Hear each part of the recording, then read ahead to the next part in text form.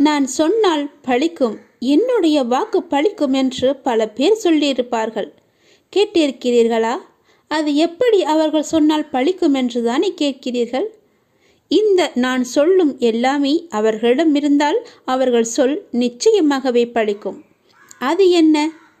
நான் சொன்னால் பலிக்கும், என் வாக்கு பலிக்கும் என்று தங்களை பற்றி சிலர் சொல்லிக்கொண்டே இருப்பார்கள்.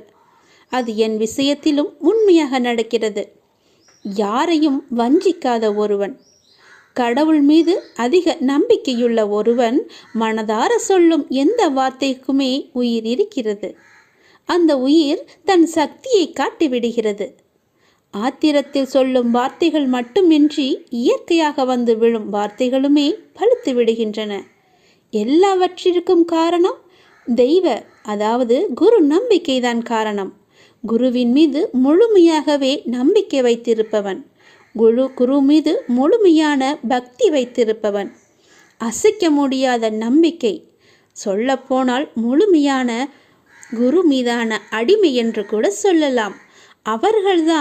அவர்கள் சொல்லும் வார்த்தைகள்தான் பலிக்கும். ஏனென்றால் அவர்களுக்குள்ளே அந்த கடவுளே உயிராக இருக்கிறார்.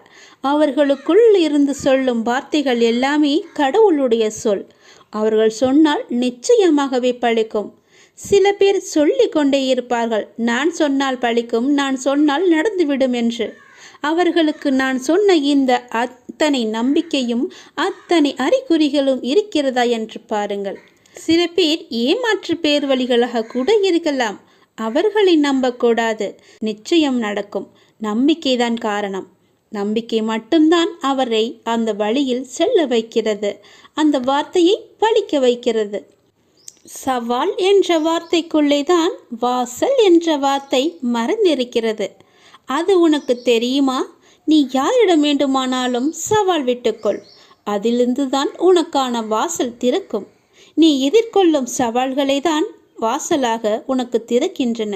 உன்னுடைய எதிர்காலத்தின் வாசல் அங்குதான் இருக்கிறது. தைரியமாக செல். உனக்கான வாசல் எப்பொழுதும் திறந்தே நான் வைத்திருக்கிறேன். நீ எப்போது வேண்டுமானாலும் அதற்குள்ளே நீ வரலாம். உனக்காக நான் அங்கு காத்து கொண்டிருக்கிறேன். நீ தைரியமாக என்னை நோக்கி வா. இப்போது அன்பு காட்ட ஒருவர் தேவை. உன் மனதை புரிந்து கொண்டு உன்னிடம் அன்பாய் அக்கறையாய் பேச உனக்கு யாரும் இல்லை. என்னத்தான் உன் மனதை ஏதாவது ஒரு வேலையில் ஈடுபடுத்தினாலும் உன்னுடைய மனம் இப்படி அன்பற்ற வாழ்க்கையை நினைத்து வருந்தி கொண்டிருக்கின்றது. உன் மனதை உன்னை சுற்றி உள்ளவர்கள் புரிந்து கொள்ள நான் செய்கிறேன். நீ உன் தேவையை என்னிடம் சொல்லி புலம்பிக் கொண்டிருக்கின்றாய். நான் பார்த்து கொள்கிறேன். நான் நிச்சயமாக அனைத்தையும் மாற்றி தருகின்றேன். உன் மனபாரங்கள் குறைந்து நீ மகிழ்வோடு வாழ்வாய். ஏனென்றால் நாளை உன் இல்லத்திற்கு நான் வரப்போகிறேன். என்னை நீ அழைப்பாயா? உனக்கான மங்கள வாக்கு ஒன்றை கூறப்போகிறேன். அதை ஏற்பாயா? மனதார ஒரு நொடி அலை. உன் மனக்கோவிலில் வந்து நான் அமர்ந்து விடுகிறேன். நம்பிக்கை இழக்காதே. எல்லாம் நன்மைக்கே. தடங்களுக்கு என்றுமே நீ வருந்தக்கூடாது. அதிலும் ஏதாவது ஒரு நன்மை இருக்கும் என்ற நம்பிக்கையோடு செயல்படு. கவலை கொள்ளாதே. இந்த நிலை கூடிய விரைவாகவே மாறப்போகிறது.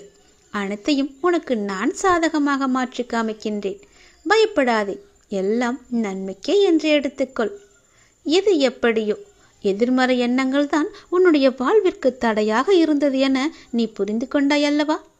நானே உனக்கு புரிய வைத்திருக்கின்றேன். உன் நம்பிக்கைகள் குறுகிய வட்டமாகவே இருக்கின்றன. உன்னால் அதை கடந்து வெளியே செல்ல முடியாது என்று உன்னை நீயே குழப்பிக்கொண்டு இருந்தாய். இப்போது உணர ஆரம்பித்து விட்டாய் அல்லவா? அதிலிருந்து விடுபட நீ என்ன பயிற்சி செய்ய வேண்டும் என உனக்கு நான் வழிகாட்டுகிறேன். அதற்கு சிலர் உன்னை தேடி முன் வருவார்கள். அவர்கள் என்ன சொல்கிறார்களோ அது போலவே நீ செய். நீ இனி தடைகள் உடைத்து அனைத்திலும் வெற்றி பெறுவாய். பொருளாதார முன்னேற்றம் கிடைக்க வேண்டும் என்று நீ கடுமையாக போராடி வருகின்றாய். அதற்கான முயற்சிகளில் நீ ஈடுபட்டும் வருகின்றாய். அது உன்னை சுற்றி உள்ளவர்களுக்கு புரிவதில்லை என நீ கவலையும் படுகின்றாய். அது இப்போது அவர்களுக்கு புரிய வேண்டிய அவசியம் கிடையாது. நீ தொடர்ந்து முயற்சி செய்து முன்னேறி வா. உன் உழைப்புக்கேற்ற வெற்றி உன்னை தேடி நிச்சயம் வரும். அப்போது யாருக்கும் புரிய வேண்டுமோ அவர்களுக்கு புரியும். அதற்குள் நீ நம்பிக்கையோ பொறுமையோ நீ இழந்து விடாதே. நம்பிக்கையோடு பொறுமையாக செய். உனக்கான வெற்றி உன் கையில் இருக்கும். நிச்சயம் உன்னால் முடியும். நீ உயரங்களை நிச்சயமாகவே தொடுவாய். என் மீது உனக்கு அன்பும் அக்கறையும் ஆசையும் இருக்கிறதல்லவா? என் மீதான ஆசை உனக்கு உண்மை என்றால், என் மீதான நம்பிக்கை உனக்கு உண்மை என்றால், நிச்சயம் நீ செயல்படு. முயற்சி செய். உன் கையில் வெற்றி கிடைக்கும். அதற்கு நான் உறுதி தருகிறேன். நம்பிக்கையோடு செயல்படு. நிச்சயம் நல்லது நடக்கும். ஒரே ஒரு முறையாவது முருகா என்று என்னை மனதார நீ என்னை அழைத்து விடு. உன் மனக்கோவிலில் வந்து நான் அமர்ந்து விடுகிறேன். உன் இல்லத்திலேயே தங்கி விடுகிறேன். நானே உன் இல்லத்திற்கு வருவேன். என்னை உன் அன்பான கரம் கொண்டு என்னை உள்ளே அழைத்து போ. உனக்கான மங்கள வாக்கு, தெய்வீக வாக்கு, சத்திய வாக்கு ஒன்றையும் நான் கூறப்போகிறேன். அதை நீ கேட்பாய் என்று நான் நம்புகிறேன். என் பேச்சை நீ கேட்பாயா? உன் கரம் கொண்டு என்னை உள்ளே அழைத்து போவாயா? இந்த திருச்செந்தூர் முருகன் நிச்சயம் உனக்கு துணை இருப்பேன். 3 ஆண்டுகளாக பின்தங்கி இருந்த உன்னுடைய ஒரு பணி இப்போது வரும் மார்ச் மாதத்தில் அது நிறைவடைய போகின்றது. 3 ஆண்டுகளாக ஒரு விஷயம் உன்னை இழுத்தடித்து கொண்டே இருந்தது அல்லவா? அதற்கான காலகட்டத்தை நீ நெருங்கிவிட்டாய். அது நிறைவடையும் மாதத்தையும் நீ நெருங்கிவிட்டாய். அந்த நாட்கள் வெகு தூரமில்லை கண்மணி. சந்தோஷமாக அதை அனுபவிக்கப் போகின்றாய். எத்தனை நாட்கள் எதற்காக நீ காத்திருந்தாயோ அது உனக்கு கிடைக்கப் போகின்றது. வெற்றி மேல் வெற்றியாக அது கிடைக்கப் போகிறது. உன் வாழ்க்கையை விட உனக்கு வரும் கஷ்டம் பெரியதா என்று கேட்டால் நீ என்ன சொல்வாய்? முதலில் யோசித்துப்பார். நீ நினைக்கின்ற வகையில்தான் உன்னுடைய கஷ்டம் உன் கண்களுக்கு புலப்படும். அந்த கஷ்டத்தை எல்லாம் சுக்கு நூறாக உடைத்து எறி. அதை எரிய உனக்கு சக்தி இல்லாமல் அல்ல, பயமும் பதப்பதைப்பும் தான் உன்னை உடைத்து தகத்தேறிய யோசிக்க வைக்கின்றது. நீ ஒரு பளிங்குக்கல். என்ன மாசுபட்டாலும் அதே பொலிவுடன் பிரகாசமாய்தான் நீ ஜொலித்து கொண்டிருப்பாய். ஏன் இப்படி உன் மனபாரத்தை சுமந்து உன் வாழ்க்கையை நீ பாரமாக உணர்கிறாய் என்று எனக்கு இதுவரை தெரியவில்லை. நான் உனக்கான குரலை பல முறை சொல்லியிருக்கின்றேன். நான் உனக்கான குரலாக அசிரீரியாக ஒவ்வொரு நிமிடமும் ஏதோ ஒரு வகையில் என்னுடைய குரல், என்னுடைய கருத்துக்கள், என்னுடைய ஆலோசனை என எல்லாமே ஏதோ ஒரு வழியில் உன் செவிக்கு எட்டி கொண்டுதான் இருக்கின்றது. உன் செவிக்கு எட்டும்படிதான் நான் கூறிக்கொண்டும் வருகிறேன். அதை புரிந்து கொண்டு மனதால் உணர்ந்து அறிவால் நீ செயலாற்ற வேண்டும் என்று பல முறை நான் சொல்லியிருக்கிறேன். நான் சொல்வதையெல்லாம் பெரிதாக எண்ணுகிறாயா என்று எனக்கு தெரியவில்லை. பெரிதாக எடுத்துக்கொண்டால் அதில் நிச்சயம் முன்னேறியிருப்பாய். ஏதோ சொல்கிறார், ஏதோ நாம் ஏன் கேட்க வேண்டும் என்ற எண்ணத்தில் பாதி மட்டும் எடுத்துக்கொண்டு மீதியை விட்டு விடுகிறாய். நீ எல்லோரையும் முக்கியமாக நினைக்கின்றாய். அதே போல அவர்களும் நினைக்க வேண்டுமல்லவா? அப்படி அவர்கள் உன்னை அலட்சியப்படுத்தியவர்கள் நீ முக்கியம் என்று வருவார்கள். உன்னுடைய அருமை புரிந்து உன் அன்பு எவ்வளவு பெரியது என்று கவலை கொள்ளாதே. ஒருவர் கஷ்டத்தில் இருக்கும்போது கடவுளின் அனுகிரகம் கிடைப்பது மிக பெரியது. அவர்கள்தான் மிக பெரிய புண்ணியசாலிகள். கஷ்டத்தில் இருக்கும்போது கடவுளின் அனுகிரகம் அவருக்கு கிடைத்துவிட்டால் யோசித்துப்பார், எவ்வளவு பெரிய நன்மை அளிக்கும் அவர்களுக்கு. நீ அப்படிப்பட்ட புண்ணியசாலிதான். ஏனென்றால் கடவுளின் முழு அனுகிரகமும் முழு பார்வையும் உன் கஷ்டமான நேரத்தில் உனக்கு கிடைத்து கொண்டே இருக்கின்றது. உனக்கு கடவுளின் அருள் இருந்து கொண்டே இருக்கின்றது. நீ இனிமேல் கவலை கொள்ள வேண்டிய அவசியமே இல்லை. கஷ்டம் தரும் நிலைகளை எல்லாம் உடைத்து தகத்தெறிந்து சுக்கு நூறாக தகத்தெறிந்து உன்னை உனக்கே புதிதாய் தோன்ற வைத்திருக்கிறது. புதிய வாழ்க்கையை புது புத்துணர்ச்சியுடன் நல்ல எதிர்காலத்தை நீ பெறப்போகின்றாய். வரும் மார்ச் மாதத்தில் அதற்கான ஏற்பாடுகள் எல்லாம் நடைபெறும். 3 ஆண்டுகள் நிலுவையில் இருந்த உன்னுடைய பணிகள் நிறைவேறப் போகின்றது. என் கண் விழியில் உன்னை வைத்து கண்ணிமை கொண்டு காத்து வருகின்றேன்.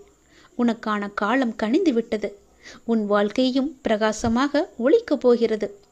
என் மீது நீ வைக்கும் நம்பிக்கை என்றுமே வீண் போகாது. நான் சொல்வது சத்தியமாகவே நடக்கும்.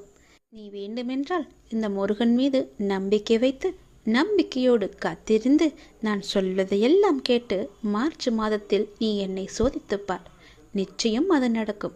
இத்தனை நாட்களாக அது நடக்குமா நடக்காதா என்று என்னிடம் வந்து வேண்டி வேண்டி நின்றாயல்லவா? அதற்கான பதிலோடு தான் நான் வந்திருக்கிறேன்.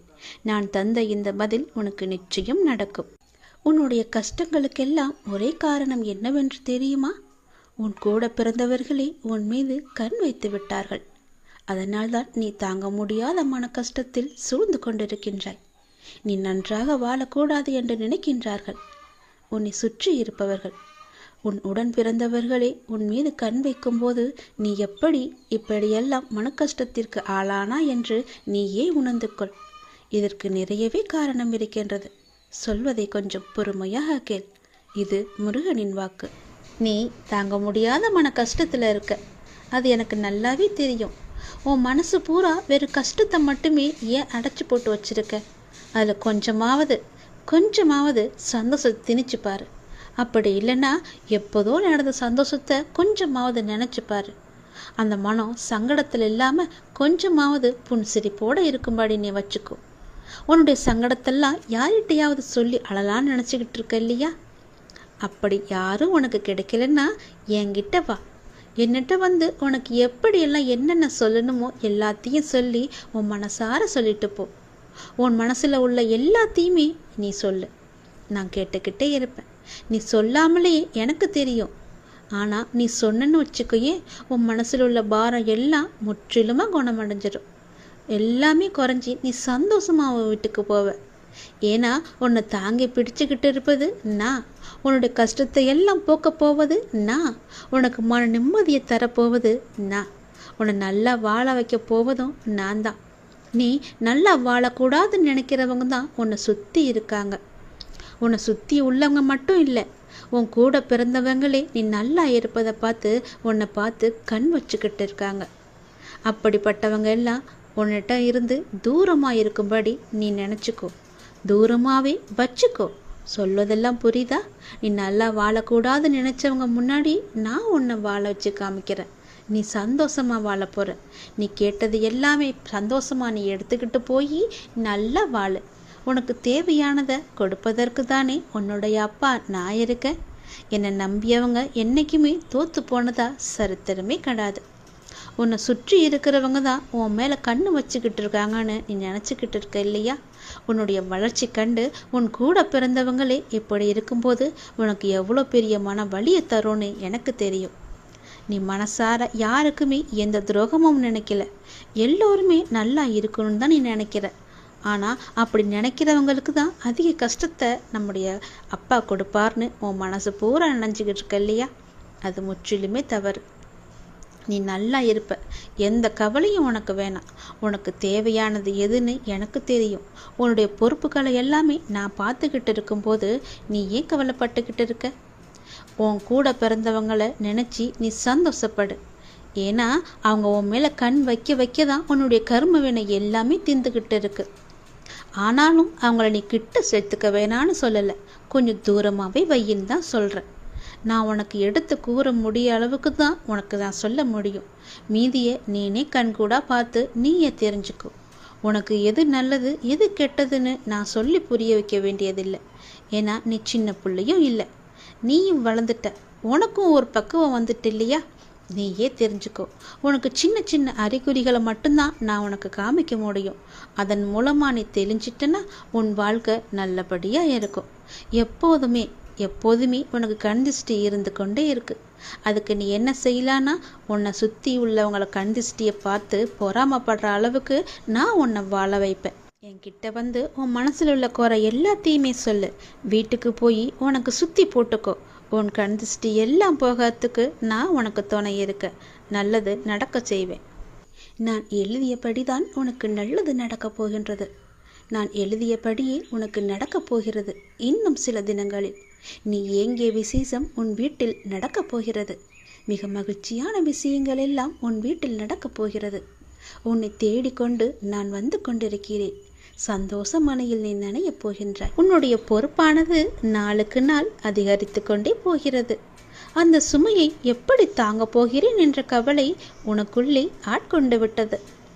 ஆனால் இதுவரை உனக்கு வந்த பொறுப்புகளை நீ திறம்பட சமாளித்தை அல்லவா? அது போலவே உனக்கு பொறுப்பு கூடும்போதும் கூடுதல் சக்தி உனக்கு தேவைப்பட நான் உனக்கு சக்தி அழுகிறேன். திறம்பட சமாளிக்க அதை நான் அல்லவா உனக்கு தரப்போகின்றேன். நீ அதை திறம்பட சமாளிக்கத்தான் போகின்றாய். உற்சாகமாக இந்த நாளை நீ தொடங்கிப்பார். நான் உன்னோடு இருக்கும்போது எதுவும் எதற்காகவும் உன்னை நெருங்கி வராது. நான் பார்த்து கொள்கிறேன். உன் பொறுப்புகளை எல்லாம் நான் சுமக்கின்றேன். வாழ்வில் சில விஷயங்கள் கைமீறி போய்விட்டதாக நீ கவலைப்பட்டு கொண்டிருக்கின்றாய் அல்லவா? அது முற்றிலுமே தவறானது. அதிலிருந்து என்னால் மீள முடியாதா அப்பா, என் தலைவிதி அவ்வளவுதானா என நீ அச்சப்பட்டு கொண்டிருக்கின்றாய் அல்லவா? அது தேவையே இல்லாதது. உன்னுடைய அப்பா நான் இருக்கின்றேன். பிறகு ஏன் உனக்கு அச்சம்? அச்சம் எதற்காக? உன் தலைவிதியை தலைகீழாக மாற்றி உன்னை தலை நிமிர செய்ய உன்னுடைய அப்பா நான் இருக்கின்றேனே. உன் படிப்பு, உன் அறிவு, உன் திறமைக்கு உனக்கு முன்னேற்றம் நான் தரமாட்டேனா? அதற்கேற்ற நல்ல முன்னேற்றத்தை நானே வழங்குகிறேன். நான் தருவேன். உன்னுடைய கர்ம வினை கண்டு நீ பயப்படாதே. உன் வாழ்க்கையில் அனைத்தும் தீர்ந்து நீ வெற்றியும் பெறப்போகின்றாய். உன் கஷ்டங்கள் எல்லாவற்றையுமே நான் தீர்க்க வைக்கப் போகின்றேன். நீ வெற்றி பெறுவதற்கு என்ன எல்லாம் செய்ய வேண்டுமோ அது எல்லாவற்றையும் நான் செய்கின்றேன். அது என்னை வழிபடுவதால் உனக்கு நிச்சயம் சாத்தியமாகும். நான் நம்ப வேண்டுமென்று உன்னை அடிக்கடி கூறுவது அதனால்தான். என் மீது முழுமையான நம்பிக்கை வைத்தால் என்னால் எதையுமே எளிதாக உனக்கு செய்து தர முடியும். நீ நினைத்தது எல்லாமே நடக்கும். என்னை நம்பு. நீ நினைத்தது நடக்கும்படி நான் உனக்கு அருள் வழங்குகிறேன். உன் மனம் ஏங்கிய ஒரு விசேஷம் உன் வீட்டில் விரைவாக நடக்கப் போகின்றது. ஒவ்வொரு முறையும் உனக்கு நான் வாக்களிக்கும் பொழுது இது நடக்குமா நடக்காதா என என் மீது நீ நம்பிக்கை இழக்காதே. உன்னோடு இருப்பது நான் அல்லவா? நான் நடத்துகிறேன் எல்லாவற்றையுமே. அப்பா நான் இருக்கும்போது உனக்கு ஏன் பயம்? எப்படி நடக்குமோ என்ற ஏன் அச்சம்? நம்பிக்கையோடு காத்திரு. நல்லது நடக்க நான் உனக்கு துணை இருப்பேன். உனக்கு எதை எப்போது எந்த நிமிடத்தில் எந்த நொடியில் தர வேண்டும் என்று நான் எழுதி வைத்தனோ அதை அப்பொழுதுதான் நான் தருவேன். நான் எழுதியதை யாராலும் மாற்ற முடியாது. நான் எழுதியது எப்போது என்று எனக்கு மட்டுமே தெரியும். அதை அந்த நேரத்தில் உன்னிடம் வந்து கொண்டு சேர்ப்பது என்னுடைய பொறுப்பு. அப்படி கொண்டு வந்து சேர்க்கும்போது யார் தடுத்தாலும் அவர்களை மீறி உன்னிடம் வந்து கொடுக்கச் செய்வேன். உனக்கு கிடைக்காமல் போன ஒன்றுக்காக நீ வருந்தக்கூடாது. ஏனென்றால் அது உன் கையில் விரைவில் கொண்டு வந்து சேர்ப்பதற்கான எல்லா ஏற்பாடுகளையும் நான் செய்துவிட்டேன். மிக மகிழ்ச்சியான நாட்கள் எல்லாம் உன்னை தேடி வந்து கொண்டிருக்கின்றது. நல்ல நல்ல புத்தம்போது நிகழ்ச்சியெல்லாம் உன் வாழ்க்கையில் நடக்கப் போகின்றது. சந்தோஷ மலையில் நீ நனையப் போகின்றாய். வெற்றி மலையை உனக்கு குவியந்து குவியப் போகின்றது. வெற்றி முழக்கம் உன் வீட்டு கதவை தட்டப் போகின்றது. சந்தோஷமாக இந்த நாளை நீ தொடங்கிப்பார். நல்லது நடக்கும். எப்போதும் என்னுடைய இன்முகத்தை உன் நினைவில் வைத்து என்னுடைய நாமத்தை உன் நாவில் வைத்து ஒவ்வொரு நாளையும் நீ தொடங்கிப்பார். நல்லது உன் வீட்டில் நடந்து கொண்டே இருக்கும். உனக்கு இந்த முருகனின் வாக்கை சொல்வதற்காக நான் வந்திருக்கிறேன். நீ அறிந்தோ அறியாமலோ யாரிடமாவது கடும் சொற்களை பேசியிருப்பாய் என்று என் மனதிற்கு படுகிறது. அதனால் உன் மனதார ஒரே ஒரு முறை மன்னிப்பு கேட்டுவிடு. நீ மென்மேலும் வளர்ந்து வளர்ச்சியடையப் போகின்றாய். யார் யாரெல்லாம் உன்னை வெறுத்தார்களோ, யார் யாரெல்லாம் உன்னை உதாசீனப்படுத்தினார்களோ, யார் யாரெல்லாம் உன் நம்பிக்கையை கெடுத்தார்களோ அவர்களை பற்றி இனி ஏதும் கவலைப்படாமல் நீ இரு. நான் இருக்கின்றேன். உனக்கு கோபம் வேண்டவே வேண்டாம். தினம் தினம் நீ வழிபடும் என்னையே திருடன், பைத்தியக்காரன், பிச்சைக்காரன், வழிபோக்கன் என்று பலரும் சொல்லவில்லையா? அதற்கு நான் பொறுமையாக இல்லையா? எனக்கும் கோபம் வரும் தானே. ஆனால் என் கோபத்தை அடக்கி கொண்டு நான் பொறுமையாக இல்லையா? நீயும் காத்திரு. உனக்கு வரும் அனைத்தையும் நான் ஏற்றுக்கொள்கிறேன். என் அனுமதி இல்லாமல் எதுவும் உனக்கு நடக்கப் போவது கிடையாது. எவரும் எதையும் நாட முடியாது. உன்னை தேடி யாராலும் வர முடியாது. கவலைப்படாதே. உன்னை தூற்றியவர்களெல்லாம் உன்னை போற்றும் காலத்தை நான் உருவாக்கி தருகிறேன். கலங்காதே. அனைத்துமே பொடி பொடியாக போகின்றது. கண்களை மூடிக்கொள்ளாதே. கண்ணை திறந்து பார். உன் முன்னால் நான் இருப்பது உனக்கு தெரியும். உன்னை சுற்றி பார். உன் சுற்றுப்புறம் எல்லாமே நான் இருப்பது உன் கண்ணுக்கு தெரியும். என் நாமத்தை உச்சரிக்கும் உன் மனம் தெளிவாக போகின்றது. இழந்ததையெல்லாம் நீ மீண்டும் பெறப்போகின்றாய். உன்னை நாடி எல்லோரும் வரும் நேரம் இது. பிரிந்தவரெல்லாம் சேரும் நேரம். காத்திரு. உனது கைகள் பல பேருக்கு உதவும் கரமாக மாறப்போகின்றது. பல பேர் உன் உதவி தேடி உன்னை நாடி வரப்போகும் நேரம் இது. என்னுடைய பக்தனுக்கு எந்த குறையும் வராமல் பார்த்து கொள்ள நான் இருக்கின்றேன். என் பக்தனுக்கு எந்த தேவைக்கும் எதுவும் பிரச்சனை இல்லாமல் நான் பார்த்து கொள்கிறேன். உன் தேவையை நிறைவேற்றும் பொறுப்பை நான் எடுத்துக்கொள்கிறேன். உன் குறைகள் அனைத்துமே தீர்ப்பதற்கு நான் உன் கூடவே இருக்கப் போகின்றேன். உனக்கும் எனக்கும் இடையே உள்ள பந்தம் நிரந்தரமாக இருக்க வேண்டுமானால் நீங்கள் என்னை பரிபூரணமாக நம்புங்கள். வேறு மார்க்கமே இல்லை. இந்த ஒளிவு மறைவு விளையாட்டுக்கள் எல்லாம் என்னிடம் வேண்டாம். ஒரு முறைதான் நான் உன்னிடம் சொல்வேன். நீ மென்மேலும் வளர்ந்து வளர்ச்சி அடைய வேண்டுமென்றால் நான் சொல்வதையெல்லாம் கேள். நீ இழந்ததையெல்லாம் மீண்டும் பெற வேண்டுமென்றால் நான் சொல்வது போலவே நீ செய். உன்னை பிரிந்தவர் எல்லாம் உன்னை தேடி வரும்படி நான் அமைத்து தருகிறேன். பிரிந்தவர் உன்னை சேரும் நாளை நான் அமைத்து தருகிறேன். நீ பல பேருக்கு உதவ வேண்டும் என்று நினைத்தால் நான் சொல்வது போலவே நீ செய். நீ அறிந்தோ அறியாமலோ யாரிடமாவது கடும் சொற்களை பேசியிருந்தால், அவர்களுடைய மனம் காயப்படும்படி நடந்திருந்தால், அவர்களிடம் மனதுக்குள் மன்னிப்பு கேட்டுக்கொள். அது ஒரு கர்வமாக பின்தொடர்ந்து கொண்டே இருக்கும். உன்னுடைய மனம், வாக்கு, செயல் மூன்றும் கருமாவை தரவல்லது. அதை நீ உபயோகப்படுத்தும் போது கவனமாக இருக்க வேண்டும். என்னை வந்து அடைந்த பிறகு உன் வினைகளை குறைவதற்கே உன்னை வழி நடத்துகின்றேன் நான். உன் வினைகளை சேர்த்து கொள்ளாதே. நீ மாயை என்ற வலையில் சிக்கிக்கொண்டு உன் கர்ம வினைகளை நீயே சேர்த்து கொள்ளாதே. நீ வினைகளை குறைத்து கொண்டு வா. நீ இழந்தவற்றில் நியாயமாக உன்னிடம் வந்து சேர வேண்டிய அனைத்தையுமே நான் உன்னிடம் வந்து சேர்த்து விடுகிறேன். நீ அறியாமல் செய்தோ அறிந்து செய்தோ தவறுக்கு மன்னிப்பு கேள். மானசீகமாக உன் மனதார நீ மன்னிப்பு கேள்.